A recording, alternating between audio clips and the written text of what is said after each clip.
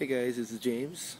I'm back again with another tech video on Studiolive tricks. I'm going to show you how to use Addictiv drums with it and how to get it to where you can multi-track. So let's get started. Okay. This is my computer right now. I'm using Studio One. I've got Addictiv drums already pulled up. This is Studio One Professional 2, by the way.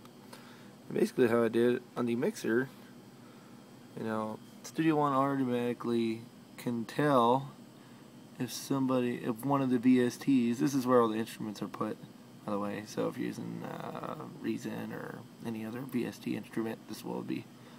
But basically, just set up the board, and I didn't have to mess with inputs, since I got the Studiolive. But basically, I just set the outputs. Now I know that the cymbals, the overheads, are a stereo channel. So basically I wanted to make a stereo channel, make sure it's on 9 and 10, because the Studiolive board only links odds. So 1 and 2 would link, 3 and 4 would link, and so it's on. But after that, I just basically keep it open. And I turn all the effects on the Addictiv drums on.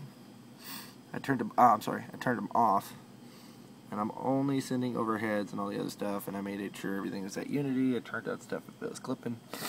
Now, on the board, right now I already did some mixing. Basically just, turn on all the firewires and make sure all your channels, let me get rid of this real quick.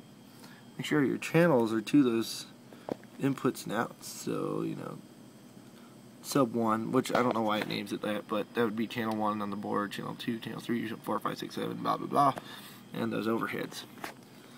And I already did some EQing, but surprisingly, works very well. Check it out.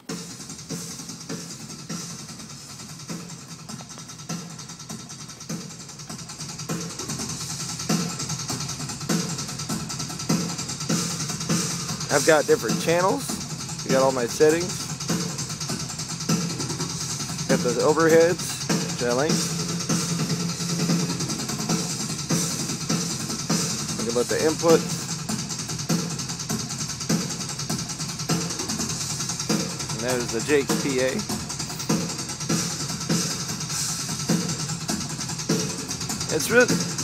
This is really handy if you want to, let's say you're a Studiolive user and you use Studio One or you have Addictiv drums, you could basically get a drum check. You can check and see how these drums are going to sound, or any kind of drum set.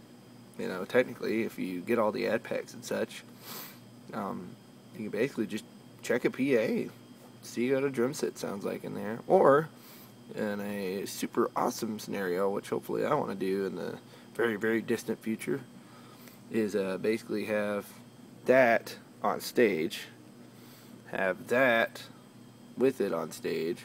Basically mix the whole show with an iPad, have it on stage, not even have a snake. This is for like a touring rig, I guess. And if you've got like, like that Pearl acoustic electric kit, or the new heads they got, which is the True Track, this would be awesome to use live. I mean, even if you could even use it like hybrid, real cymbals and then these fake drums, and basically just have a good sounding kit every night, especially if you tour a lot and all that. And, definitely get a Mac.